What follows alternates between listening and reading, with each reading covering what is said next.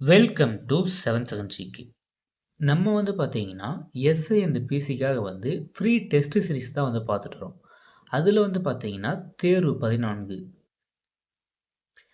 தேர்வு 13 வரைக்கும் வீடியோ பதிவு யூடியூப் சேனல் அப்லோட் பண்ணியிருக்கோம். பிடிஎஃப் பார்த்தீங்கன்னா டெலகிராம் சேனல் கொடுத்துருக்கேன், விசிட் பண்ணி பாருங்கள். லிங்க் பார்த்தீங்கன்னா டிஸ்கிரிப்ஷன் பாக்ஸ்க்கே கொடுத்துருக்கேன், பிடிஎஃபோட லிங்க்ஸ் தான். இப்போ தேர்வு 14 பார்த்துட்டு வரலாம். ஃபர்ஸ்ட் கொஷின், நோட்டாவை விளக்கும் சட்ட விதி எண் எது? Answer A 49O. Question number 2, எந்த ஆண்டில் புதுடெல்லியில் உள்ள இந்தியாவின் நாடாளுமன்ற கட்டிடம் வடிவமைக்கப்பட்டது?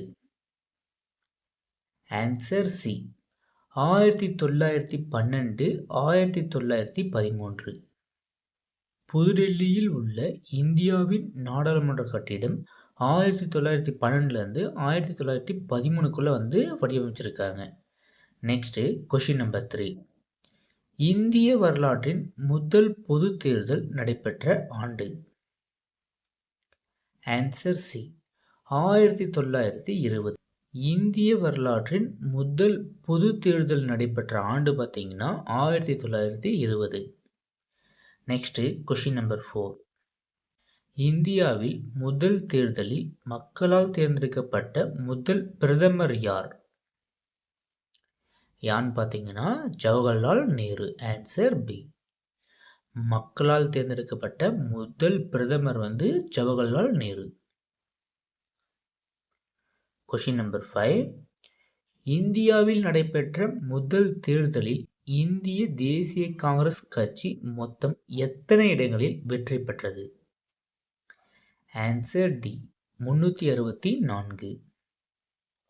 கொஷின் நம்பர் 6, இந்தியா சுதந்திரம் அடைந்த பின்னர் மக்களவையின் பொது தேர்தல் எந்த ஆண்டு தொடங்கி எந்த ஆண்டு வரை நடைபெற்றது? எந்த ஆண்டு தொடங்கி எந்த ஆண்டு வரை நடைபெற்றதுன்னு பார்த்தீங்கன்னா ஆன்சர் சி 1951 தொடங்கி 1952 முடிஞ்சிருக்கு.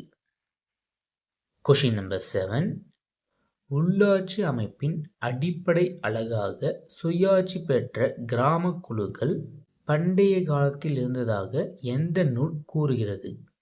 அர்த்த சாஸ்திரம். Answer C. கொஷின் நம்பர் 8, இந்திய அரசியலமைப்பு எந்த ஆண்டு ஏற்றுக்கொள்ளப்பட்டது? Answer B 1949.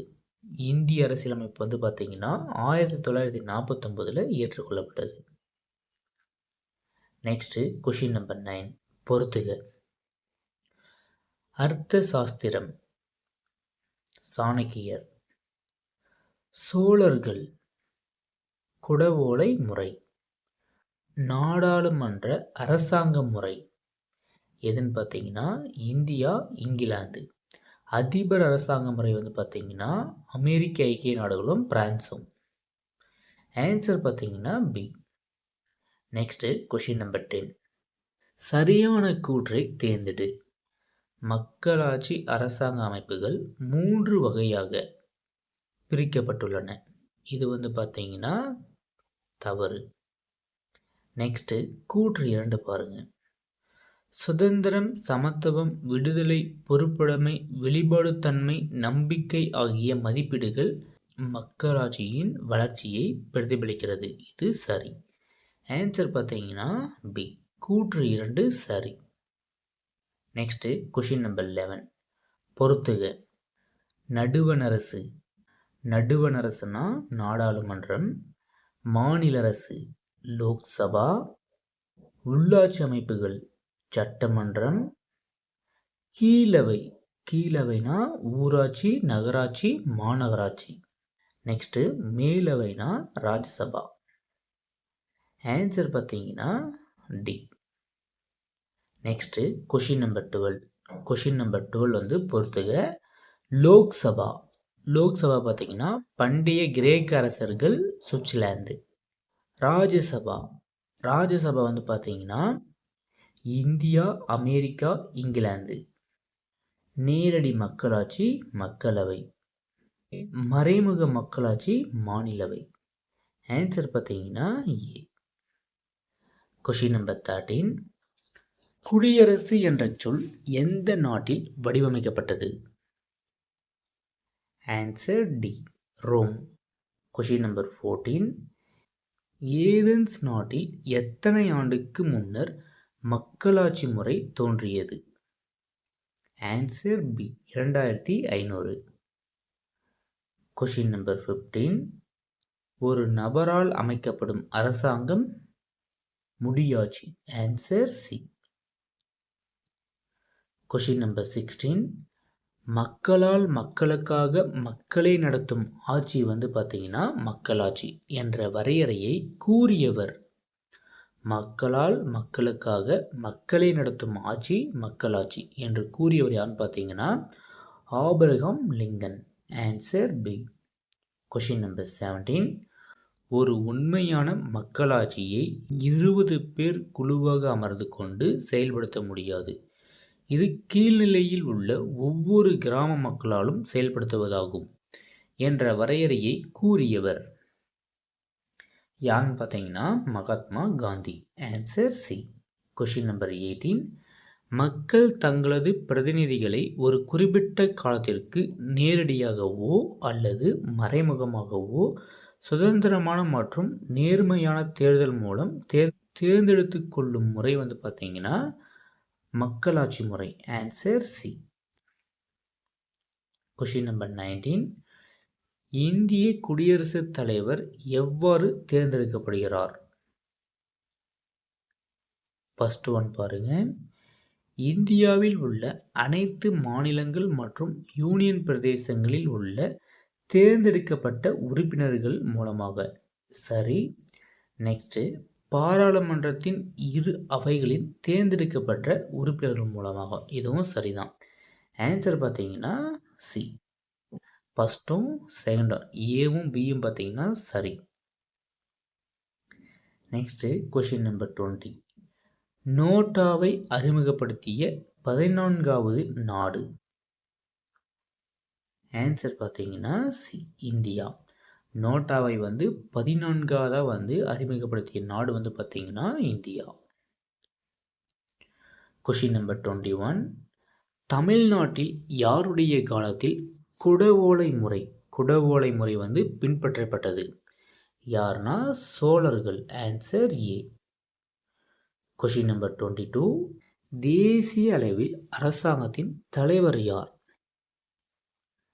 ஆன்சர் பார்த்தீங்கன்னா பிரதமர். Answer D.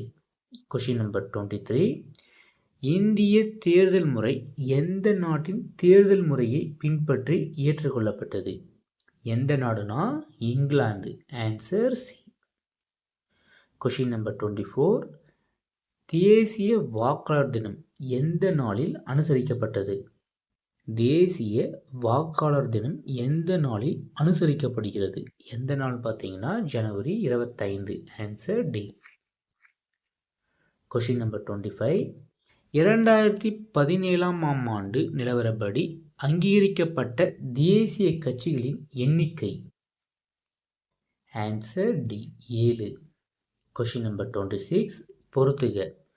ஒரு கட்சி முறைனா சீனா, கியூபா, முன்னாள் சோவியத் யூனியன்.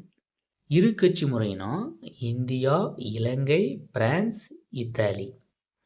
பல கட்சி முறை பார்த்தீங்கன்னா அமெரிக்க ஐக்கிய நாடு, இங்கிலாந்து. ஆன்சர் பார்த்தீங்கன்னா பி. Question number 27. தற்போதைய நவீன இந்திய நடைமுறைக்கு வந்த ஆண்டு எதுன்னு பார்த்தீங்கன்னா 1947. Answer A. Question number 28. தன்னிச்சையான தேர்தல் ஆணையம் அமைத்திட வழிவகை செய்யும் இந்திய அரசியலமைப்பின் சரத்து எதுன்னு பார்த்தீங்கன்னா 324. Answer D. Question number 29. அழுத்த குழுக்கள் என்ற சொல் எந்த நாட்டில் உருவாக்கப்பட்டது? அழுத்த குழு என்ற சொல் பார்த்தீங்கன்னா அமெரிக்கா நாட்டில் உருவாக்கப்பட்டது. Answer D. Question number 30. உலகின் மிகப்பெரிய மக்களாட்சி நாடு எது? Answer C, India. Question number 31க்கு நண்பர்களே ஆன்சரை வந்து கமெண்ட் பாக்ஸில் வந்து கமெண்ட் பண்ணுங்கள். எவ்வளோ நண்பர்கள் வந்து சரியாக சொல்கிறீங்கன்னு சொல்லிட்டு பார்ப்போம். நீங்கள் வந்து நமக்கு எவ்வளோ சப்போர்ட் பண்ணுறீங்களோ அதை பொறுத்து வந்து நெக்ஸ்ட் தேர்வு வந்து பார்த்துட்டு வரலாம். கிளாஸஸும் வந்து பார்த்துட்டு வரலாம்.